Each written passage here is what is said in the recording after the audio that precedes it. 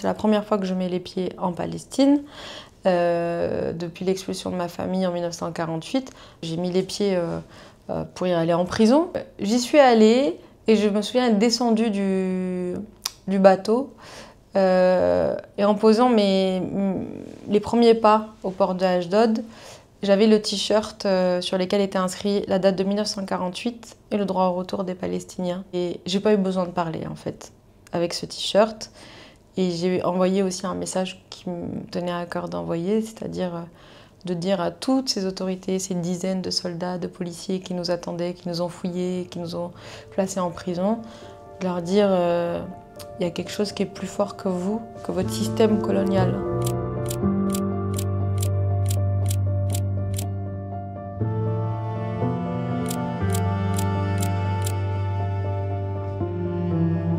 J'émerge à un moment politique où, avec les élections européennes, dans un moment où la question palestinienne, elle ressurgit, mais elle ressurgit dans un contexte où les Palestiniens sont présentés comme les monstres, les responsables, et où est resitué qu'à partir du 7 octobre. C'est une bataille d'abord de narratif qui consistait à resituer le début de l'injustice du peuple palestinien dès 1948 et à contextualiser le 7 octobre à l'aune justement de ce contexte-là. Comme j'ai souvent été présentée d'ailleurs comme l'ennemi de l'intérieur, un agent étranger, où pour certains sont allés jusqu'à contester ma légitimité à être française et à pouvoir représenter aussi les Français et les Françaises dans la bataille que je mène au Parlement européen. On me traite de tous les noms, on me dit qu'on va brûler la Palestine dans un contexte de génocide, d'occupation, de colonisation, d'apartheid.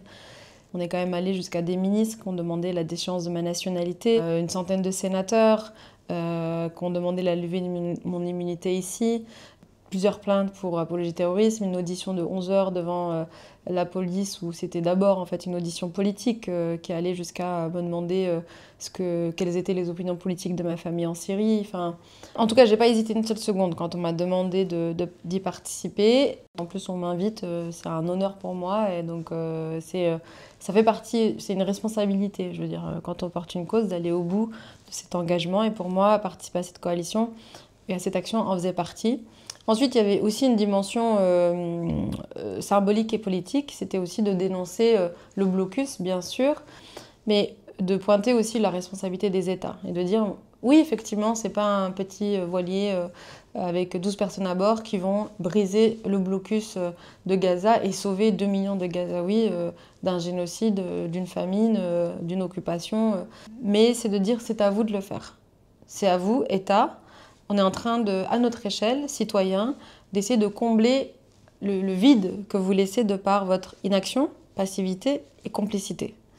Donc de ce point de vue-là, c'était aussi très important, parce que moi je resitue que je suis députée européenne dans un espace, dans des institutions qui sont quotidiennement complices de ce qui est en train de se dérouler à Gaza, que ce soit sur le plan de la collaboration militaire, que ce soit sur l'accord d'association qui fait d'Israël le premier partenaire commercial de l'Union européenne et sur plein d'autres aspects. Donc voilà, c'était important de le faire de ce point de vue-là.